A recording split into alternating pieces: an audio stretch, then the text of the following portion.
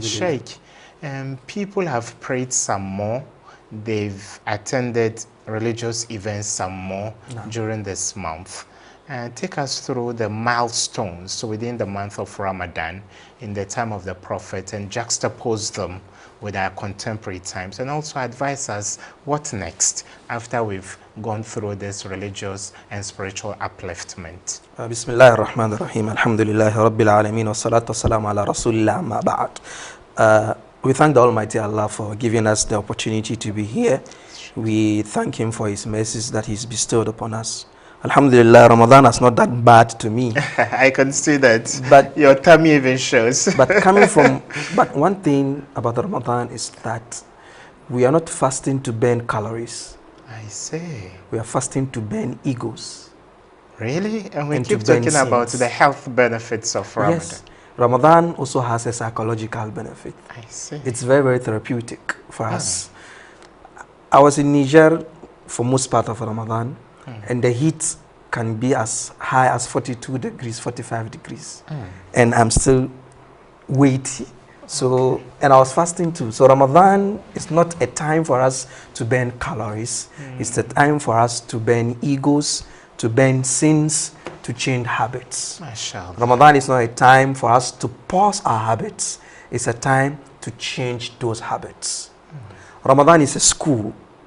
All of us have gone to school, and after going through schooling, we are expected that people expect to see changes in us. Anybody who goes through a rhythmic system of schooling, whether Legon or UCC, whatever course you study, at the end of the day, people want to see you implement the knowledge you acquired during your time of study. Same way we've been in Ramadan. We've fasted, we've given sadaqah charity, we've prayed during the night, we've said all kinds of incantations, we've sought blessings from the Almighty Allah. Ramadan is about 2-3 days away from now. Going. What next after Ramadan? How then do we transfer the kind of tranquility and peace that we've enjoyed in the month of Ramadan? How do we inculcate the lessons we derive from the month of Ramadan? We become solemn people, very peaceful, very accommodative, very tolerant, very religious, very enterprising. But then, does it end after Ramadan? Do we go back to our old ways? Do we pick the clothes that we left somewhere 15th May or 14th May? Do we go back and pick them and wear them after 16th June or 17th June?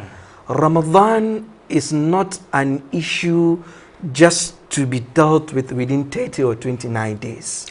It is a landmark that the Almighty Allah has provided for us. After doing whatever we've done within 11 months, the Almighty says this is a 1-month workshop for us to go in there. Same way we go to the doctors to check our BP levels and our diabetic levels, Ramadan has also been brought for us to check our spiritual levels. MashaAllah. So, what next after Ramadan is a question every Muslim should ask himself. What next after Ramadan is also a question every non-Muslim should ask the Muslim. That you've gone through this month of fasting, this month of punctuality. We prayed on time, we've shared things, we've had open discussions, we were very, very warm. Even when you check our discussions on Facebook, it's very, very cordial in the month of Ramadan. So what next after Ramadan? That's the question we should all ask ourselves.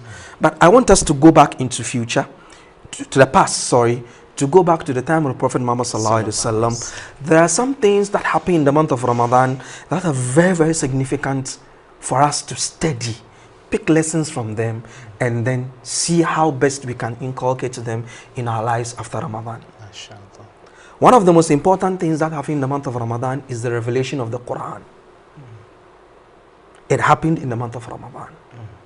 And the Quran, I think in Surah Al-Baqarah, the 2nd chapter, verse 184, the Almighty Allah says, شَهَرُ رَمَضَانَ الَّذِي أُنزِلَ فِيهِ الْقُرْآنِ. It is in the month of Ramadan that the Quran was revealed. And we all know as Muslims that the first verse to be revealed in the Holy Quran is Iqra. Read. What it tells us is that reading, education is very, very, very important. So as we fasted in the month of Ramadan, as we read the Holy Quran, as we went to the exegesis or the commentaries that were given to us through the holy month of Ramadan, what is very, very important for us to realize is that it was a month of education.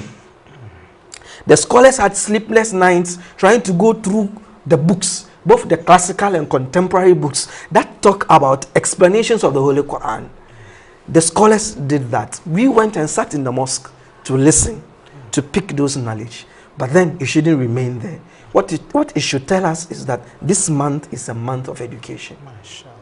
The first verse that was revealed to the Prophet Muhammad sallallahu alaihi wasallam, as we all know, Surah Al-Alaq, the 96th chapter, Iqra, Allah says, read.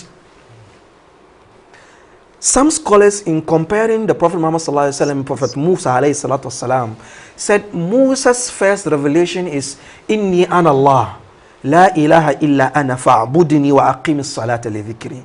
Surah Taha, I think the 22nd verse. The Almighty Allah is telling Musa, Inni ana Allah, I am the Almighty Allah. La ilaha illa ana. There is nobody worthy of worship except me. Fa'aqimis salata li dhikri. You should observe salah in my remembrance. Musa's first message was Tawheed, straightforward, the oneness of Allah. But the message of Prophet Muhammad sallallahu alaihi wasallam is Iqra, read, education. The scholars are saying the reason here is Musa is going to be sent to a person who is Fir'aun, who said, Ana rabbukumul a'la.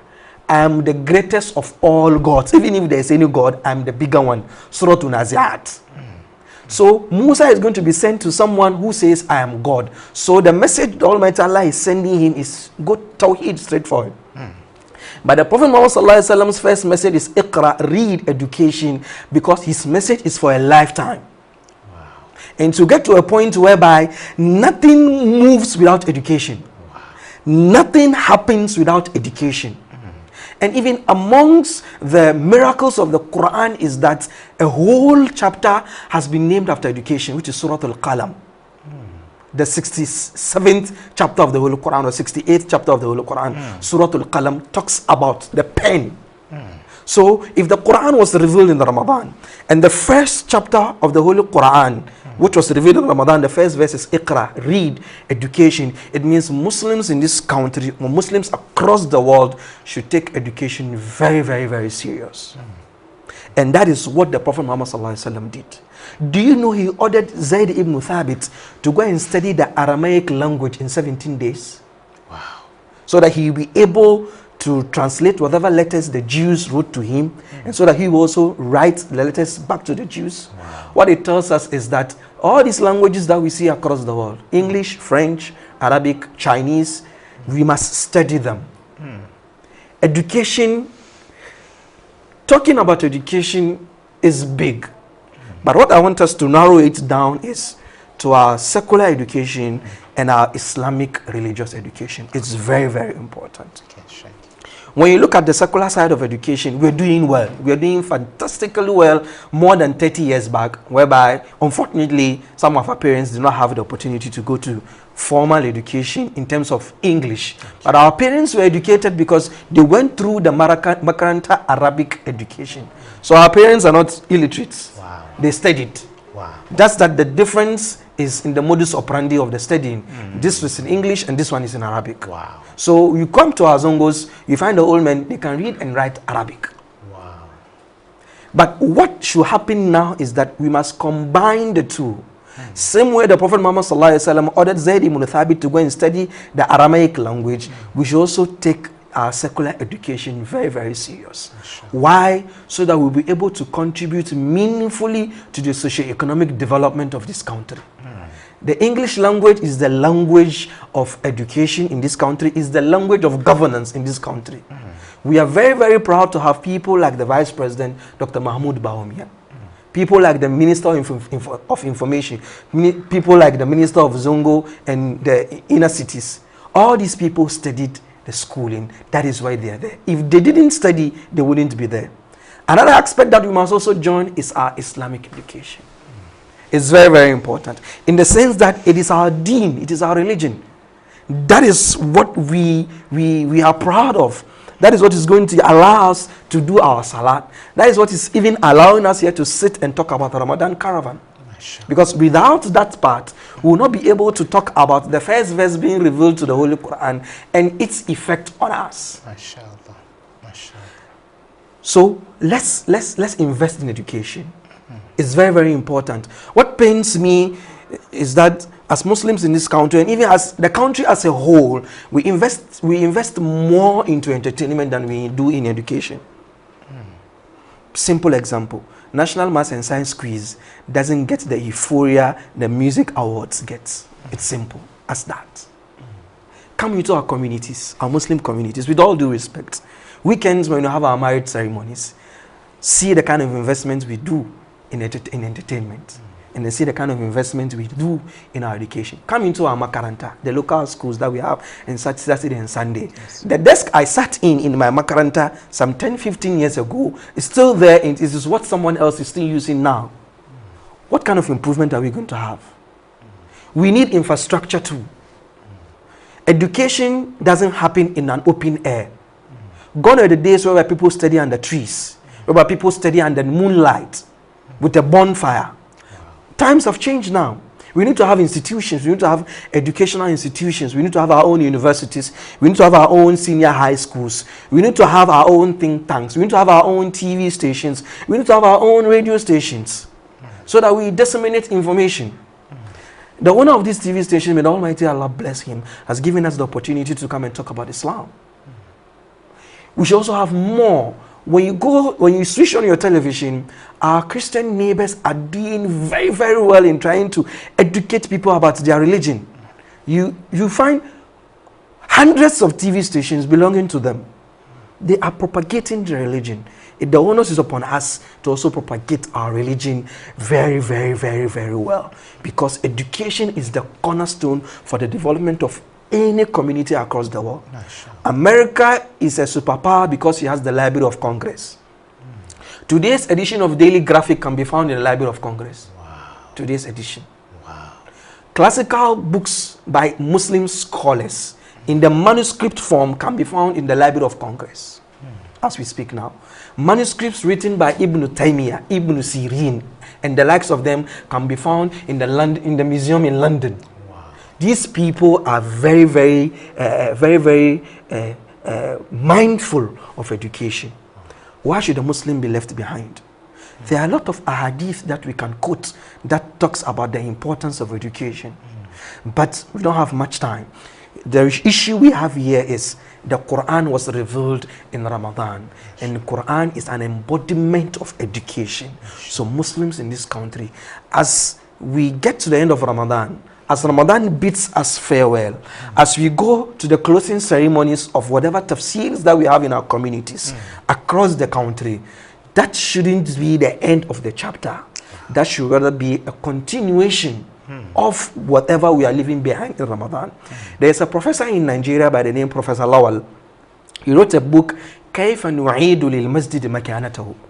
How do we return the mosque to its glory days?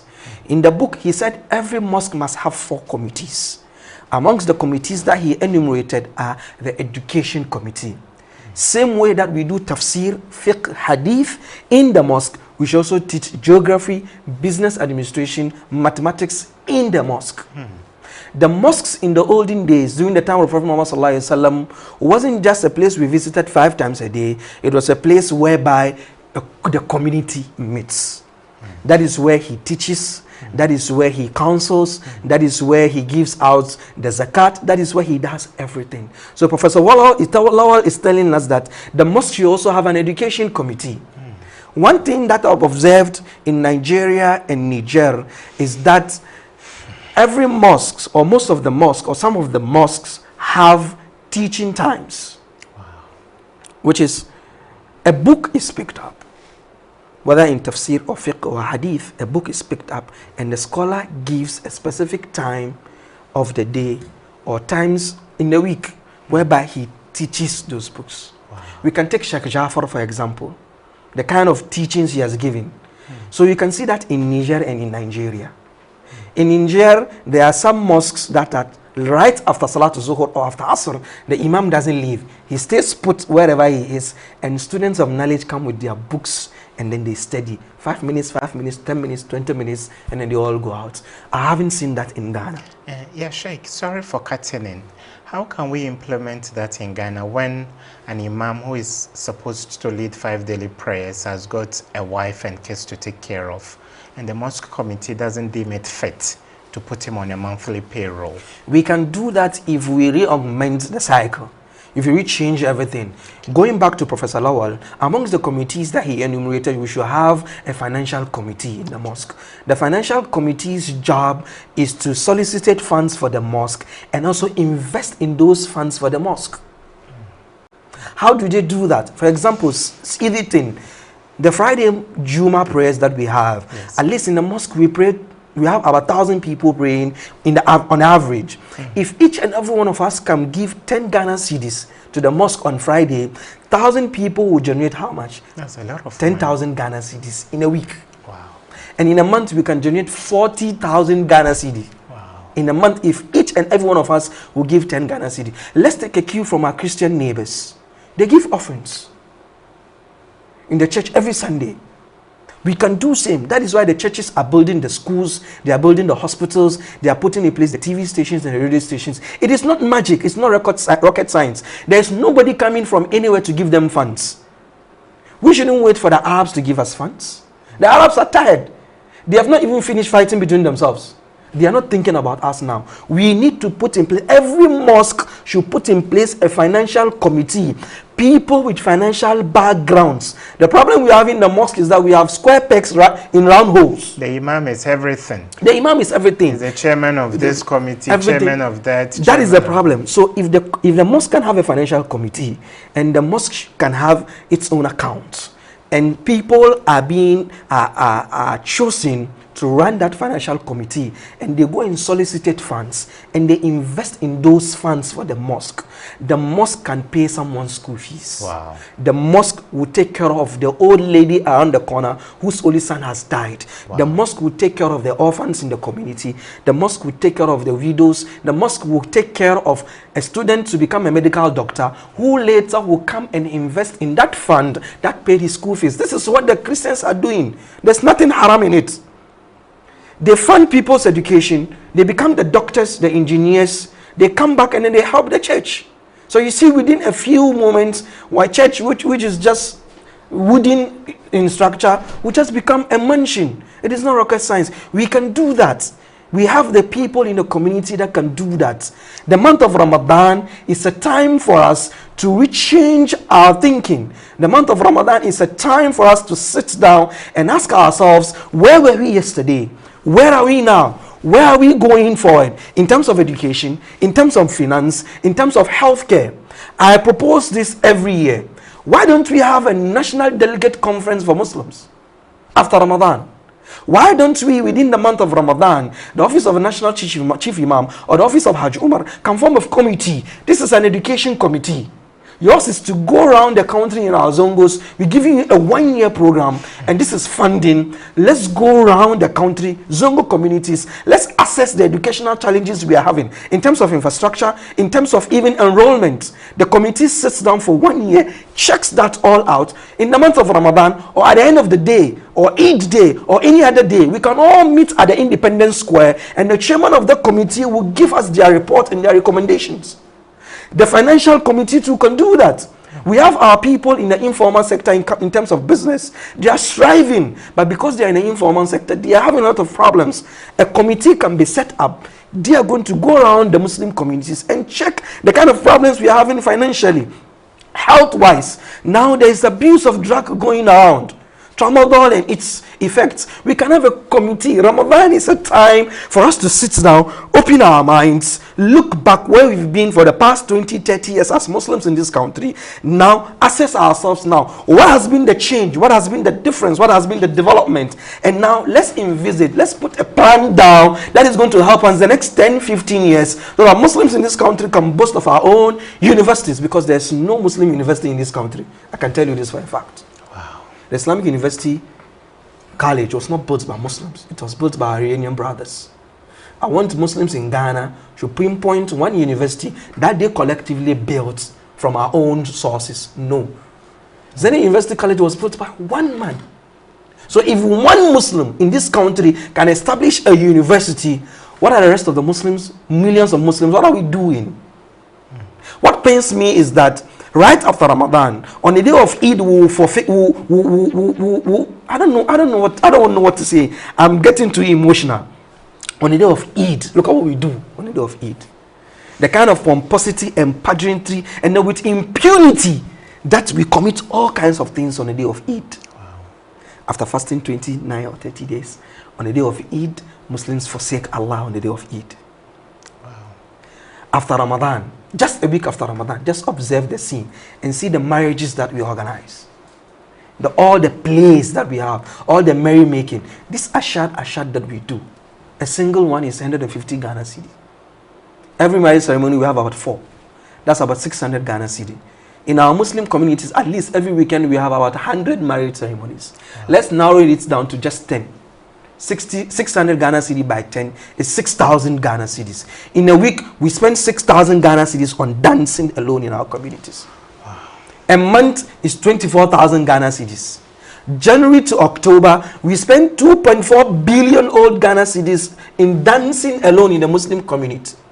Every weekend. Within 10 years, we have spent 24 billion cedis. That is a country's GDP for a country. 24 billion cedis.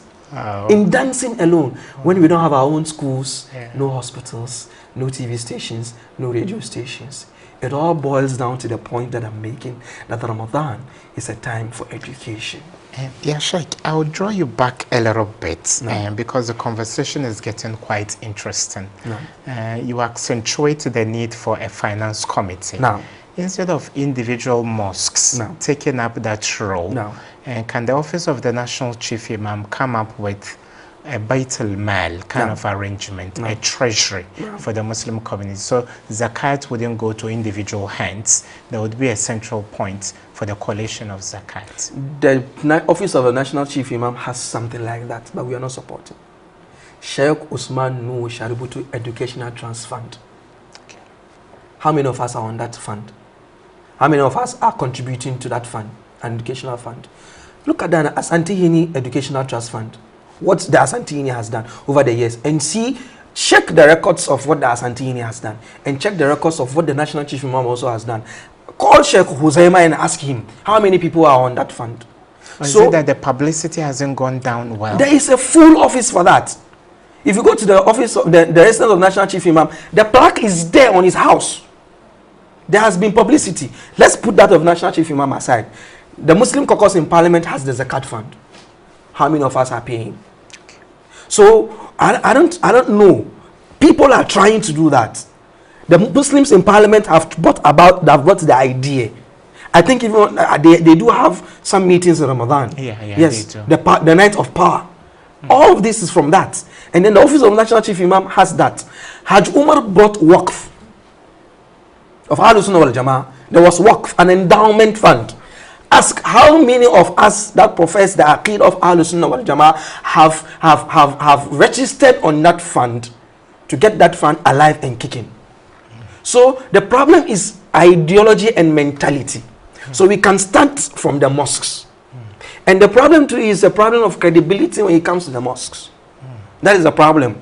Why? Because we give positions or responsibilities to people, excuse me, say, who do not deserve them, who cannot work, who cannot do justice to those to those jobs. Wow. For example, I think the chairman for the Zakat Fund of the Parliament houses, I think is Dr. Alasan Andani. If I'm not right, you can correct me. Okay. This is a financial guru.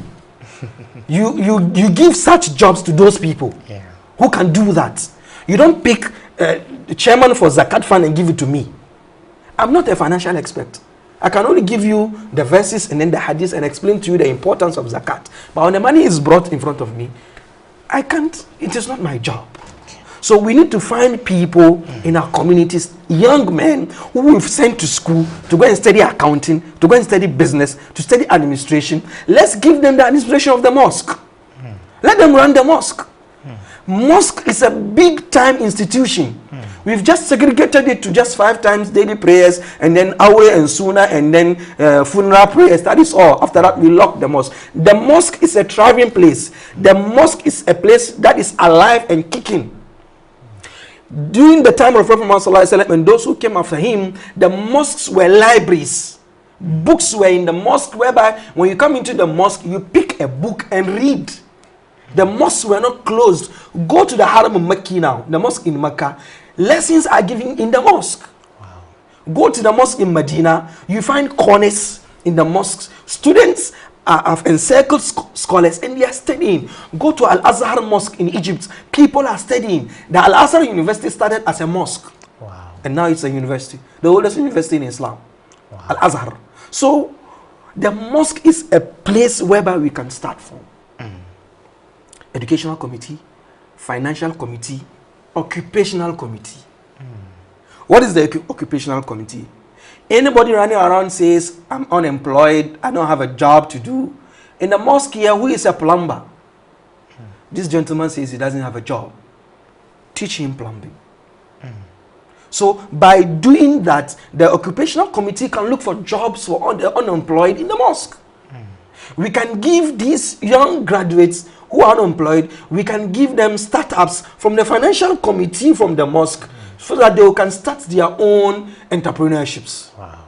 From the same occupational committee, we can give people jobs. From the same occupational committee, the tailor that has just graduated, we can buy machines from the financial committee as loan for the person. When the person works, the person pays back.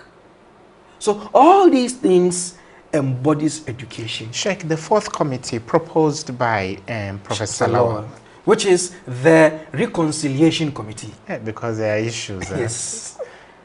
So he proposed 4 committees: the educational committee, the financial committee, the occupational committee, and then the reconciliation committee, wow, whereby Muslims will have a point of reference whereby they are grudges. Yeah, Sheikh, finally on the committees, most mosques are attributed to families. No. Mosque of Sheikh Noga, no, or Alaji Noga, no, Mosque of Kado, no, Mosque of this. No. And so how do we decouple the ownership of the mosque from families and make the mosque the property of the Muslim community, so that anybody with that competence and credential will be able to serve in any of the 4 committees? You see, we need to change our mindset. Fine, the mosque belongs to the family, but the family alone cannot fill up that mosque. Someone has initiated the idea of building the mosque. So for eternity, the person's name is on the mosque. Fine, alhamdulillah. But the mosque was put in place to serve the community. If the mosque should be a family mosque, you should pray in your living room. Don't come out. So long as you've put in place a mosque outside, it's for the community. And the community must serve the mosque, and the mosque must serve the community back. That is why the mosque is not a business center for someone to make dividends or to make profit. No. Whatever profits that the mosque makes, it goes back to the community, because it's the community that is investing in the mosque. The problem we are facing as mosques is that some of the dividends or some of the profits that come goes in some people's pockets, and it is a known fact. That is why some people publicly say, me, I won't give anything to the mosque. And they are right. Because at the end of the day, when they give the money, they see that it is entering into someone's pocket. But that shouldn't be the case. What should happen is that if we have all these committees down, then the imam will have a full-time job. The imam will have because being an imam is a full-time job. And he should be put on a monthly payroll. Put on the monthly payroll, because Abu Bakr Siddiq, the Khalifa of the Prophet Muhammad sallallahu alaihi wasallam, they came and they looked for him after the death of Prophet Muhammad sallallahu alaihi wasallam, and he took over. They came and they looked for him for about 2-3 days, and they couldn't find him. They found him in the market, and they told him, the Prophet, you always found him in the mosque. Yeah, you are in the market. He said, I have a family to take care of. So if you want me to be like the Prophet, sit and then attend to your every needs day in, day out, 24/7. You should take care of my family. They said, yes, we'll take care of your family. So this is what the community must do. The imams that we have, if we want them to give us sincere education, if we want them to give us the correct and authentic education, we should give them the peace of mind. Because just authenticating one hadith can take you a week, I tell you. That is my field. I spend a month authenticating one hadith. So being an imam is a research intensive. It's a research intensive. Okay. So you can't be thinking of... You can't be thinking so of debts. things. You can't be thinking of salah bills. You can't be thinking at the same time being an imam. So sometimes an imam leads prayer, he reads an ayah and then he forgets or he skips, and someone is at the back and he wants to critique the imam in a negative way. The imam already has a lot of problems in his head, and then you want him to lead him. Always, we do taqlid. We learn from Sudais and Shuraim. Now, go and see how well they are taken care of by the Saudi. Sudais is a minister of state in Saudi Arabia. His position is the same as a minister in Saudi Arabia because he's the chairman of the committee for the 2 mosques. He's the chairman, so he is in the position of a minister. Okay. Sheikh, because we have a global audience, now, I will take you beyond the shores of Ghana before you talk about the other areas. In New York City, Bronx specifically, we have the Nkasa Association with the mosque, which belongs to the community, not for any family. And in Hamburg, Germany, there is a mosque for the Ghanaian Muslim community over there. There have been challenges with the imamate and the succession plans. Would you call for a constitution that is Islam compliant for every mosque so that the lines are not blurred? When you serve as an imam, this is how we change you to bring another imam. No, it is important we do that. Because at the end of the day, if you don't have a blueprint, if you don't have a constitution for a successive plan, we shoot ourselves in the foot.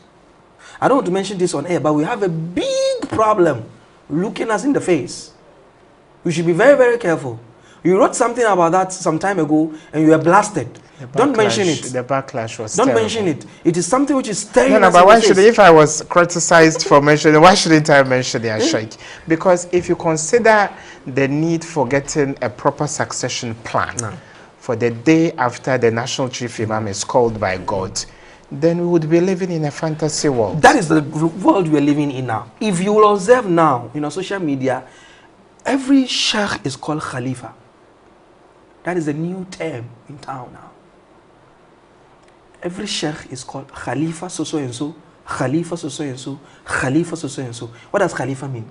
Successor. To who? To the old man. So we need to be very, very careful. The big men in this country as Muslims should sit down and draft something which is Sharia compliant for the succession of the old man. Because his deputy is even older than him. And even his deputy doesn't go out. He's the one who goes out. So the office of National Chief Imam belongs to every Muslim in this country, irrespective of your aqidah. So Nkasa in the United States and the mosque in Hamburg and all that in Germany. Here in Ghana, should there be a constitution that clearly stipulates? There should be, because that is the way to go. That is the way to go. So that we know that, yes, this is the imam, this is the first deputy, this is the second deputy. Alhamdulillah, Al-Sunnah Jama'ah have something like that. First deputy, second deputy. There is something like that. So there should be that. And Islam already has given out all this criteria. It is there. It is there. يَأُمُّكُمْ أَقْرَأُكُمْ لِكِتَابِ اللَّهِ. The one who is supposed to lead you is the one who knows the Quran than all of you. So this is the criteria. The ulama of fiqh have given the criteria and they've explained. So we already have it there. We just pick it from the mazahib and then put it in place. And things will be okay. But I don't know. People, I don't want to say we have parochial interest or there are some hidden interests. That's why people fight over that. I have a grandfather who is in Europe. He leads a community, a Muslim community in one of the countries in Europe. And he called me last time and said, my grandson, you are like my friend. Let me explain things to you. I'm finding it difficult with my people. And I can see clearly that people want the position that I'm sitting on. What do you do? What do you think I should do? I explained to him that you should just become, that is that, kullu dhi ni'matin mahsud. It is going to happen. So our big men, those around the National Chief Imam, and other big men in this country that we have, should call for a conference, for a summit, to discuss these issues that we, your sons and grandsons, are saying. If we are children, that is why you won't listen to us. Sit down yourselves and look at what is going on in the community and find solutions for them. If our solutions are not suitable, fine, we are children, we are young boys. Maybe because of just youthful exuberance, we are saying some things. Try as much as possible and sit down. Call for a stakeholders meeting and find the way forward for a successive plan for the old man. Okay, yeah, Sheikh, maybe in the future when the opportunity avails itself, we may delve into leadership, imamate and all that. Yeah, Sheikh, apart from education, what are the other things we can take away from Ramadan? One important thing in the month of Ramadan is the ninth of power, Laylatul Qadr. Inna anzalnahu fi Laylatul Qadr. The Quran was revealed in the night of power. In the night of power, authentic hadith from Prophet Muhammad sallallahu alaihi wasallam, Bukhari and Muslim, makes us understand that it is in the last 10 days that we are in now. What is the night of power? Basically, it is the night in which the Almighty Allah reads his budget statement. فيها يفرق كل أمر حكيم أمر من عندنا إنا كنا منزلين. It is a verse, I think, in Surah Al-Zukhruf or Surah Al-Dukhan. The first page, I've forgotten the exact surah, but it's the second alif lam mim. Now I've forgotten the exact surah, but it's in the first page of the Hawamim, the Samim Hami you find it there. Allah is saying, "Fiha yufraqu kullu amrin hakim." In the night of power is the night in which everything is distributed. That is the night of power whereby the Almighty Allah reads his budget statement. And the Almighty Allah has made his religious, something upon us to worship in the last 10 days. And Aisha, in an authentic hadith in Bukhari and Muslim, says that when we enter into the last 10 days of Ramadan, the Prophet Muhammad sallallahu alaihi wasallam wakes up his family and he tightens his belt and then he revives the night. He breathes air into the night. What does he do? He worships the Almighty Allah.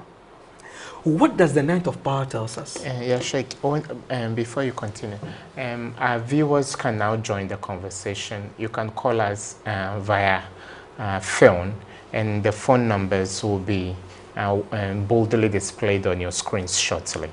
Now, Sheikh, I'll be cutting in intermittently. No problem. The night of power is the night in which the Almighty Allah reads his budget statement.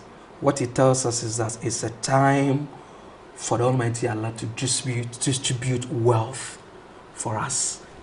Everybody, Muslim, non-Muslim, the light of power covers all of us. It brings us to entrepreneurship, management, contentment, wealth, money, business, infrastructure. That is all that is in it. So the night of power, the kind of education we should pick from the night of power is, we've gone to the prayers and we are seeking something from the Almighty Allah. And at the end of the day, the Almighty Allah has given us something. What he has given us is our sustenance for the year. Let's be content with what Almighty Allah has given us. Whatever you have now, you should be content with it.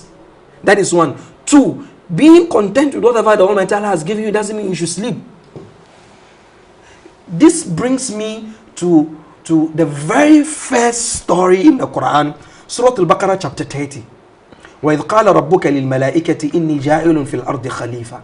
Almighty Allah calls the angels and said, I want to bring a successor. Sheikh, sorry about that. Hello, assalamu alaikum.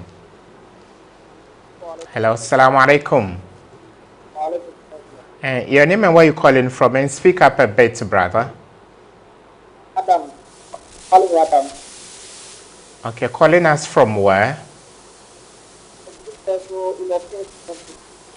Adams, we can hardly hear you. Hello? Yeah, Adams, can you speak more audibly? Yeah, I said my name is Swali Adam from Facebook. From Offense, so welcome to the show. Very much. That is wonderful. Can hardly hear you. Okay, sorry. Okay, I think we need to work on the lines. Yeah. Okay. So the Almighty Allah, after creating the universe, needed a manager to manage the earth, and that was where Adam came in. So when the Almighty Allah was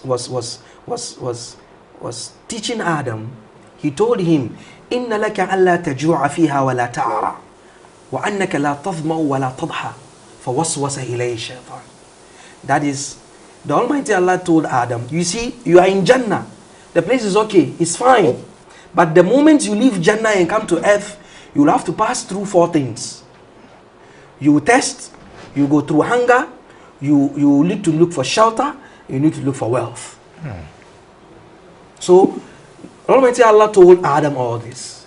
So in the night of power, we've gone to seek the sustenance from the Almighty Allah. After praying through the night, we shouldn't come and sleep during the day.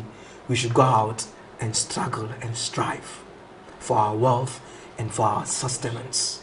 The Almighty Allah has given us the sustenance, but we need to strive to reach it. He has already decreed it. Stay in the mosque and reading Ya Razaku 1,000 times and not going into the market, you won't get food to eat.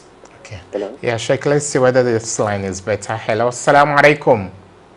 Walaikum assalam wa rahmatullahi. Your name and where you calling us from? Hello? Calling from Tamale. Okay, from Tamale. Speak up, my brother. Hello? Speak up, we can hardly hear you. Oh, sorry. I am Abubakar calling from Tamale. Okay, go ahead. Okay, I'm expecting my greetings to the Sheikh, our Imam, and I wish him good luck, and we shall always be with you, please. Okay. Shukran, thank you so much. Thank you for your call. Thank you. So Laylatul Qadr, the night of power, is the night whereby the Almighty Allah distributes His rizq, and rizq doesn't come just like that. We need to strive for it. So as we go and pray, seeking for the sustenance from the Almighty Allah, we should also go to the market. We should also go for entrepreneurship. We should also go to the offices. We should also go and seek for jobs. So in Ramadan, as we search for the night of power, it should tell us that after Ramadan is over, it is not a sleeping time. It's a time to get up and then strive and struggle for our sustenance. Islam is a whole package. Okay. Hello, assalamu alaikum. Wa alaikum salam. Your name and where you calling us from? My name is Ismail. I'm calling from Western Region. Okay, Ismail from the Western Region. Welcome to the show. I want to ask you, we can pay for the breaking fast. So if we are just going to the mosque and camp, or the we and our wives and meet, or we can meet together. That's what I wanted to ask. Your question is not too clear. You and your wife want to do what during the last 10 days? Yes. You want to do i'tikaf? You want to remain in the mosque, but you want to come out to see your wife? No, I'm not in the mosque. I'm not making i'tikaf. So what's the question? I'm saying that, like last 10 days. Yeah. So I'm not in the mosque. I'm not making i'tikaf. But last 10 days, me and my wife, we can meet together, or we can meet together. You mean having intimacy, sleeping with your wife? Oh, okay. Sheikh will tackle the question. My brother asked this question. You were doing why meeting your wife? How? Okay, further, Sheikh. Surah Al-Baqarah, verse 186. Yes. The Almighty Allah has given you opportunities during the nights. Even from day one, when you break your fast, you can have intercourse with your wife. It's accepted. So let's go back to Laylatul Qadr. Night of power. We're talking about hard work and industry to seek your sustenance. Seek our sustenance. Islam is not a religion of laziness, excuse me to say. Islam is not a religion of only spirituality. Islam is a religion of spirituality and physicality. Islam is not a religion of only the mosque. Sure. Islam is a religion of the mosque and then the market. So you take books of fiqh, you find Babul Buyu, Kitabul Buyu. What it means is chapter of buying and selling. Kitabul Wakala, chapter of agency. Kitabul Wadi'a, Kitabul Rahan, collateral. Islam is a way of life. So if you take the books of Bukhari, Muslim, Ibn Majah and Tirmidhi, you find hadiths where the Prophet ﷺ is talking about business. He's talking about collateral. He's talking about agency. MashaAllah. Ya Sheikh, sorry. Hello, assalamu alaikum. Assalamu alaikum. Hello, alaikum salam. Your name and where you calling from, and speak up a bit, my brother. Lower the volume on your set. Oh, okay. I'm calling from Takwa. I'm Ibrahim Muhammad. Ibrahim Muhammad from Takwa. Welcome to the show. Thank you, bro. Yeah, I'm enjoying the program. I'm really enjoying the program. Yeah, my thing is we should try and find a solution to the success of the national system. I really like what my church was saying. It's a very big problem right now. Okay. You come to my community as Ethiopia, we have a mosque that the imam passed away. We were having problems with the imam. His way of reciting the Quran and other things were not okay. But when he died, another old man was also selected to also be the imam of the mosque. Now when you go to the mosque, it's only old men. The young guys have all left the mosque. So I think the success of our imams should be very important for our Zongo community. Thank you so much. We appreciate your call. Thank you so much, my brother. And I believe at an appropriate time, Sheikh will tackle the issue of leadership and imamate, inshallah. So as I was saying, in the books of fiqh, we have books on buying and selling. We have books on agency. We have books on agriculture. Hadiths on agriculture. So, what are we doing? Entrepreneurship is very, very important. The Prophet himself was an entrepreneur. Abu Bakr was an entrepreneur. Umar was. Uthman was. Abdurrahman bin Auf. Aisha, Hafsa. Hafsa was a cosmetologist. She studied under a woman who was a cosmetologist, and she told the Prophet asked her, how do you go through your process? She said, I do this and this and this. He said, okay, no problem. You treat such and so patient. When you finish, come and teach my wife, Hafsa, cosmetology. So, as we delve deep into the night, seeking sustenance from the Almighty Allah, in these last 10 days, we should put it at the back of our minds that after Ramadan is over, straight to the market. After Ramadan is over, back to our shops. After Ramadan is over, that is why even in Surah Al-Jumu'ah, يا أيها الذين آمنوا إذا نودي للصلاة يوم الجمعة فاسعوا إلى ذكر الله وذروا البيع. Leave trading, leave the entrepreneurship, go to mosque. فإذا قضيت الصلاة فانتشروا في الأرض وابتغوا من فضل الله. ما شاء الله. يا شيخ السلام عليكم. Hello, السلام عليكم. السلام عليكم. وعليكم السلام. And thanks for making time. Your name and where you calling us from? My name is Adams. I'm calling from Idra in the Ashanti region. Idra, welcome. Yeah, thank you. Our Sheikh, we are very grateful and thankful for all that he has been saying so far, and we pray that after Ramadan we should be able to do all those kind of things, and at the same time, our muscles, we should put them to work all the time. Amen. And we ask Allah to give us a lot of praise, a lot of money in this world, because that's what matters. Amen. And may God bless you too. Amen. Thank you. Thank you so much for calling us from Idra. So, Islam teaches entrepreneurship. Islam teaches buying and selling. Islam teaches us a whole way of life. That is why we have a whole subject on Islamic finance. We have a whole subject on Islamic management. We have a whole subject on Islamic law. It's a way of life. So we shouldn't sit in a corner and then tie our hands behind our backs and then cry and weep. Yes, Ghana is facing problems now in terms of economy, in terms of direct unemployment. Make use of the opportunities that are around. Make use of the opportunities. Let's not sit down. We can buy and sell. Our graduates can do something. Let's think outside. Now they say there's no box. So it's not about thinking outside the box. There's no box. So think.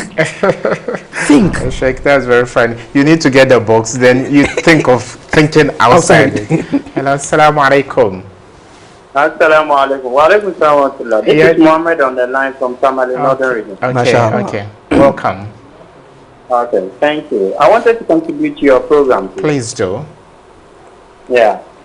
I wanted to find out something from the Sheikh. I mean, our Muslim brothers, during the month of Ramadan, it so happens that you are not feeling well, be it malaria or something, some sort of sickness. But let's say after you started your fast and you realize that you are vomiting due to malaria or something like that, can that, spoil your fast or render your fast, invalid or something like that? And how do you atone for the day you miss? Okay, your question is quite clear. Sheikh will tackle it. Sheikh, do a quick. Involuntary vomiting doesn't invalidate a fast. But if you induce it yourself, then it has invalidated the fast. Okay. And after Ramadan, you only make up just one day and nothing else. Okay, Sheikh. Okay, go back to. So, Islam, Laylatul Qadr, we seek for sustenance, we should go back into entrepreneurship. And after that, let's be content with whatever we have. The kind of problems we are having, corruption in this country, is from greed, I think, personally. That's my point of view. Because if we are content with what we have, we will look to get more than what we necessarily need. Be content with what the Almighty Allah has given you. You will be the wealthiest person. Our 5 fingers are not the same. Definitely, we are not going to be the same in life. Sorry about that, Sheikh. Assalamu alaikum. Assalamu alaikum. Hello? Kindly lower the volume on your set. Or else we can... I'm Hamis Ibrahim. Hello? Yeah, Hamis. Muhammad. Hamis, lower the volume on your set, or else we can't hear you at all. I'm Hamis Ibrahim. Muhammad Hamis Ibrahim. Now, calling from where? From Jaso, Asantiachin. Okay, welcome to the show. Thank you very much. I want to, Imam was talking about buying and selling in Islam. So I want to ask whether this one is for, can we ask our wife to go to market and sell, or is it for the Muslim, only the men to do the business? I'm talking about buying and selling. Okay, and thank you so much. Yeah, Sheikh, we are told in the Arab world, it is men who go out to even buy recipes, veggies for cooking. Can you allow your wife to go work in a corporate environment, work in an open market? Islam is not against a woman being a career woman at all. But there are rules and regulations adapted to that. First of all, her job should not contradict or should not infringe upon her role as a mother and a wife. Okay, sure. That is 1. 2, her job should not infringe upon her reputation and her chastity as a woman.